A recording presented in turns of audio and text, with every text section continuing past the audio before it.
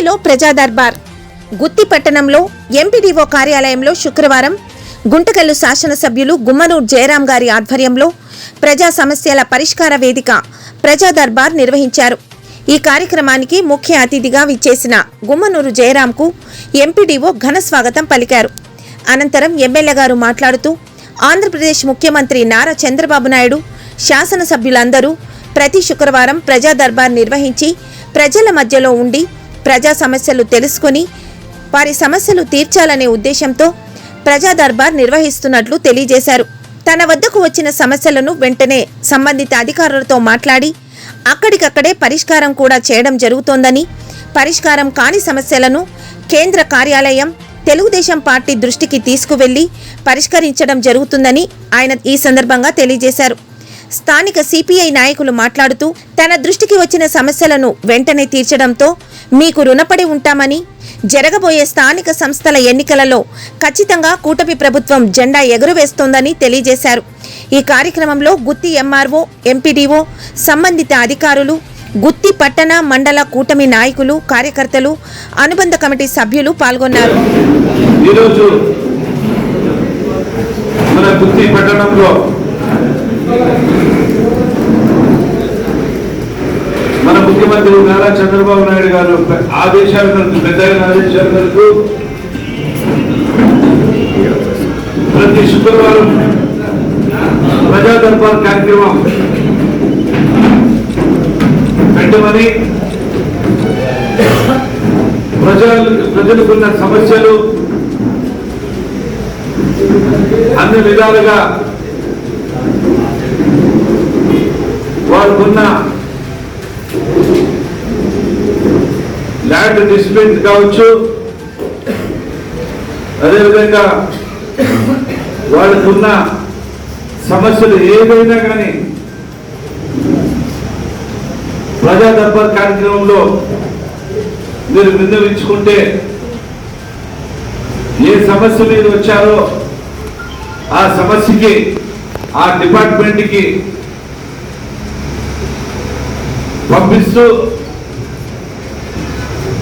మీరు పెట్టిన అర్జీని అధికారులతో మాట్లాడి ఆ సమస్యలు తీర్చడానికే మన ముఖ్యమంత్రి నారా చంద్రబాబు నాయుడు పెద్దయిన ప్రతి శుక్రవారం ఈరోజు ఈ కార్యక్రమం పెట్టడం జరిగింది. దాని భాగంగా మన గుత్తి పట్టణంలో పెట్టడం జరిగింది.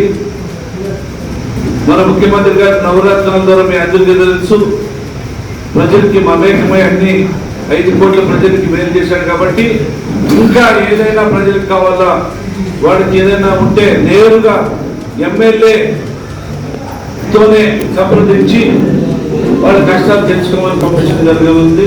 కాబట్టి మీరు అందరూ కూడా మీకున్న సమస్యలు ఒక్కొక్కరు అర్జీ రూపంగా పెంచి విన్నవించుకోవాలని చెప్పి మిమ్మల్ని కోరుకుంటూ సెలవు తీసుకుంటాం.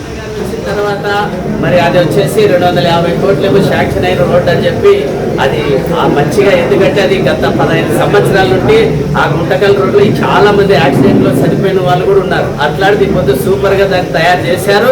మరి అదేవిధంగా టీడీపీ గవర్నమెంట్లోనే మరి 150 కోట్లు వచ్చింది, అది సరిపోదని చెప్పి మరి వీళ్ళు 175 కోట్లు వైఎస్ఆర్ గవర్నమెంట్లో ఇస్తే మరి మాకి టీడీపీ శాంక్షన్ చేసింది కాబట్టి అది మాకు పేరు వస్తుందని చెప్పి టీడీపీ వారికి దాన్ని అట్లే మూలకు పడేసి ఈరోజు ఆడున్నటువంటి నీటికి సంబంధించినటువంటి ప్రాజెక్ట్ అంతా కూడా నిలబడిపోయింది. మరి సార్ వచ్చిన తర్వాత దానికి 250 కోట్లు 270 కోట్లు వచ్చింది. దాన్ని కూడా దాని నిర్మాణం కోసం స్టేట్మెంట్ కూడా ఇచ్చారు. మరి అవన్నీ కూడా చేస్తే ఇప్పుడు రేపు కాబోయే మున్సిపాలిటీ ఎలక్షన్లలో కూడా మనం కేరళలో పోతే అడిగేది ప్రజలు ఏం అడగారు, ఒకటి నీటి సమస్య, ఒకటి కాలువల సమస్య, మరి అదేవిధంగా మరి పరిశుభ్రత పాటించాలనే ఒక నినాదమే ఈ గుర్తిలో అడుగుతారు. మరి ఇవి లేని పక్షంలో ఇదవుతారు. కాబట్టి మేము కూడా పోరాటాల ద్వారా మరి తెలుగుదేశానికి అప్పుడు చాలా పోరాటాలు కలిసి చేశాం కాబట్టి అది ఎమ్మెల్యే గారి దృష్టికి తీసుకొస్తున్నాం. ఎందుకంటే ఎమ్మెల్యే గారు చాలా పనులు చేస్తున్నారు. మరి ఈ నియోజకవర్గంలో. మాదొక చిన్న పని, 1000 మంది అంటే దాంట్లో దగ్గర వెరిఫికేషన్ చేసే కనీసం సగం మంది అయినా ఉంటారు. మరి వాళ్ళకి అర్హులైనటువంటి వాళ్ళకి స్థలం ఉంది. గతంలో మొత్తం వైఎస్ఆర్ పార్టీ వాళ్ళు నాకేసినారు స్థలాలన్నీ కూడా, ఏమి లేవు స్థలాలు ఏడనకపోతే దీన్ని కూడా బోర్డులన్నీ పీకేసినారు. ఇప్పుడు మోడల్ స్కూల్ పక్కలో అది సర్వే నెంబర్లో బోర్డు రాసి అదంతా కూడా మోడల్ స్కూల్కి సంబంధించినదని చెప్పి వాళ్ళు బోర్డు వేసి పెట్టితే ఆ బోర్డు పీకేసినారు. మళ్ళీ పోయి ఎవరో 100 గుడిసెలు, మేము 100, 150 అయ్యమంటే ఏడైనా వేసి పట్టుకోగలుగుతాం సార్ చెప్పినట్లా. మీరు ఆల్రెడీ పట్టింటారు కదా అన్నాడు. మేము ఎందుకంటే గవర్నమెంట్ ద్వారా కేసులు ఇవన్నీ కూడా ప్రజల్ని ఇబ్బంది పెట్టకూడదనే గవర్నమెంట్ ద్వారా మేము ఎమ్మెల్యే గారి ద్వారా ఇది సాధిస్తే మేము కూడా గుర్తి ప్రజల ప్రతి ఒక్క వార్డులో 100 మంది 80 మంది ఉన్నారు. రేపు వీళ్ళందరికీ కూడా మీరు సాయం చేసినట్లయితే వీళ్ళందరూ కూడా మీకు సపోర్ట్ చేసి రాబోయే మున్సిపాలిటీ ఎలక్షన్లో కూడా టౌన్లో మరి మీ జెండా ఎగరేస్తారని కూడా మేము మనం చేస్తున్నాం. మేము కూడా ఎక్కడైనా మాకు అవకాశాలు ఉంటే మేము కూడా నిలబడతాం. దానికి కూడా మీ మద్దతు మనము కలిసి మాకు అవకాశం ఇస్తే మేము కూడా సిపిఐ పార్టీగా ఉంటామని చెప్పి మరి పెద్దల గౌరవనీయులు మరి గుమ్మనూరు జయరాం సార్ గారికి మా యొక్క విప్లవాది వందనాలు తెలియజేస్తూ మా యొక్క విన్నపాన్ని ఆలకిస్తారని చెప్పి రెడ్ సెల్యూట్ చెప్తాను. Red salute. Thank you sir. Thank you.